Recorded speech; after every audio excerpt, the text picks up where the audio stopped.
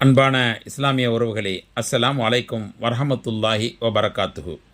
ATFC Tamil சங்கம் நடத்தும் வருடாந்திர குடும்பவியல் மாநாடு நபிகளார் காட்டிய வசந்தமான குடும்பம் என்ற தலைப்பில் சிறப்புரை ஆற்ற அஷேக் கலாநிதி எம்எல் முபாரக் மதனி PhD, முதல்வர் தாருல் ஹுதா மகளிர் அரபிக் கல்லூரி மருதமுனை, இலங்கை.